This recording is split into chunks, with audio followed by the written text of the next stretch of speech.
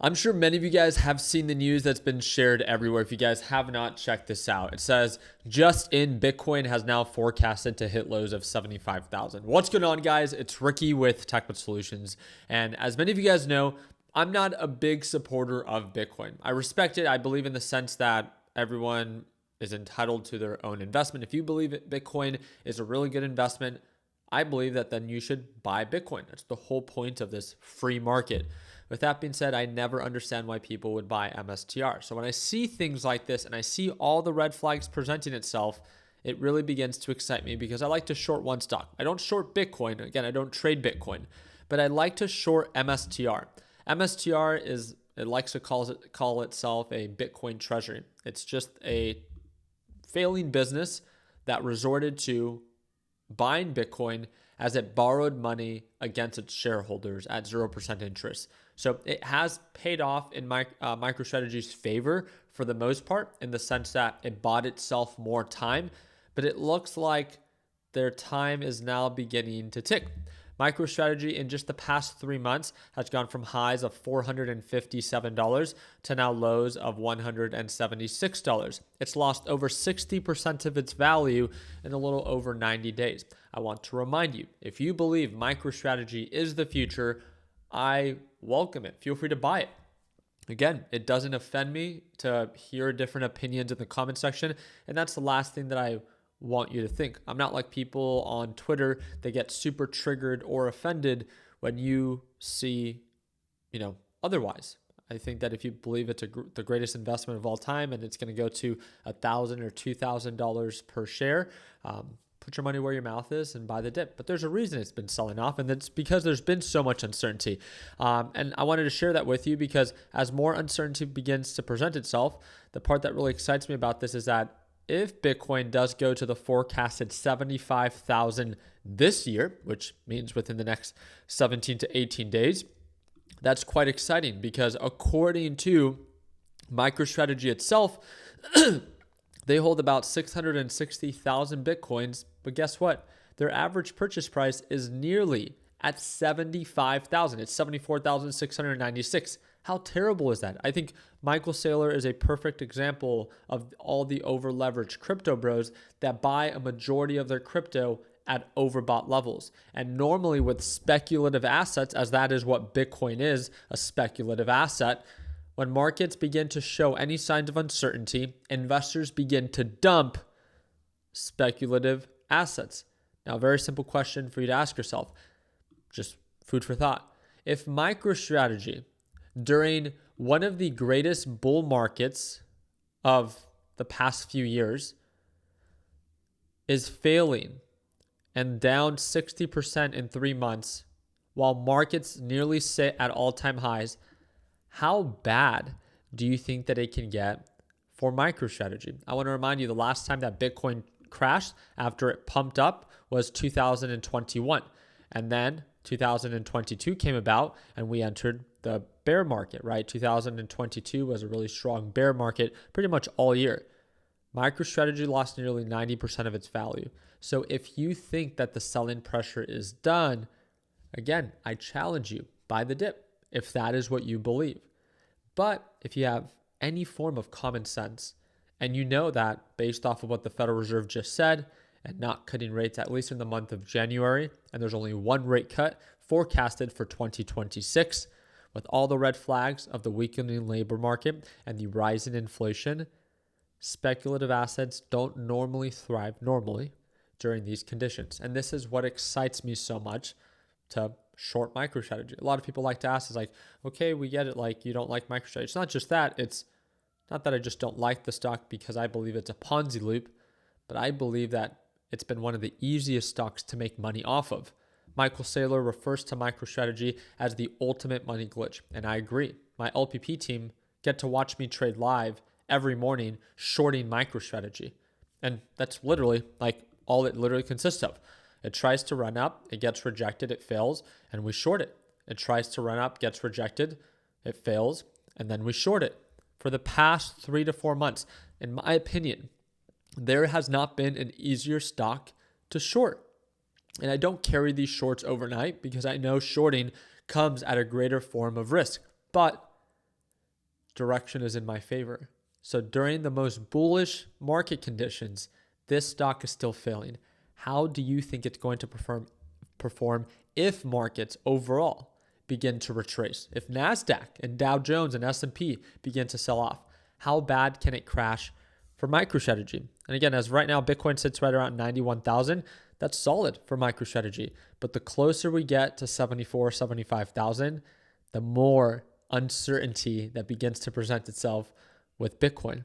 And if once we begin to break below, I think that's where, again, a lot of the panic will begin to sink in, right? It says, Vanguard says Bitcoin is still a speculative digital toy. A lot of people acknowledging that Bitcoin literally has no utility.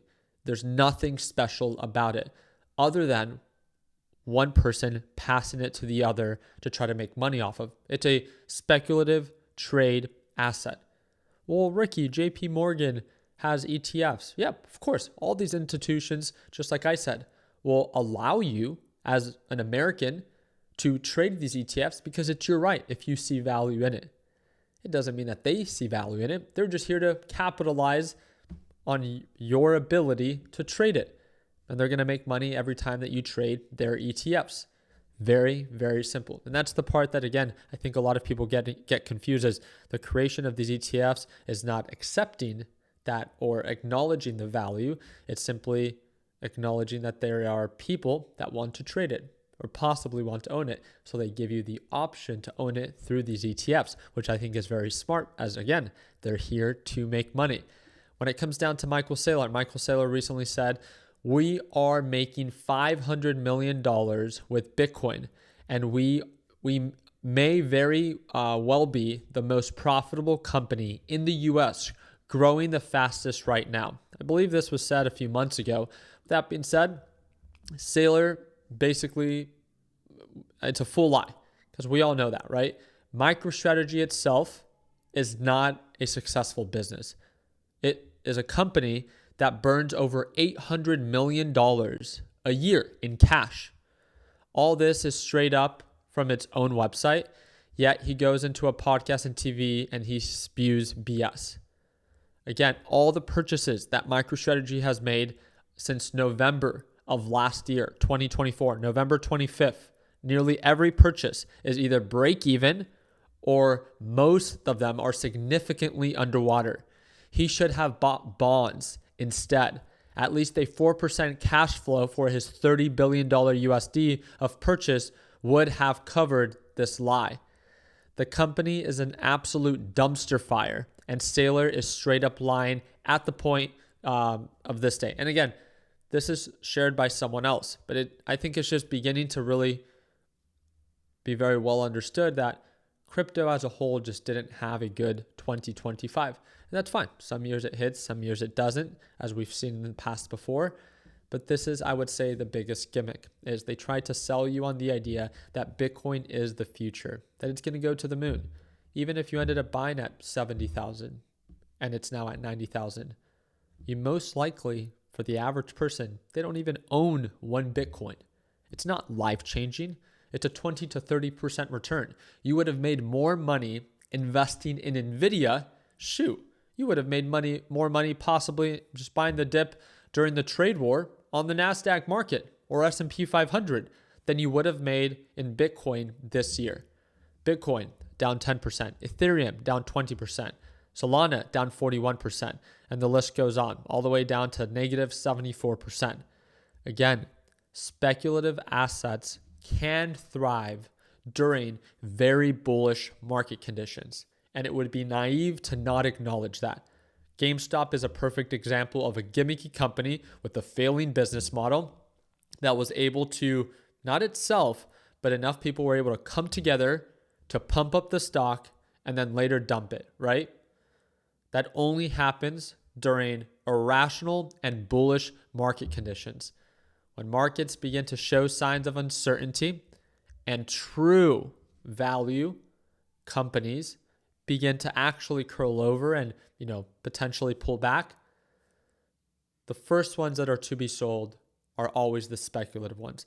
The pre-revenue companies, the companies not making any money, the companies losing money, just as you've seen in the recent past, quantum stocks are down, 40, 50, 60% in just the past 3 to 4 months. Please make sure. Here's my reminder. Again, I'm not here to discourage you from ever wanting to invest or buy speculative assets.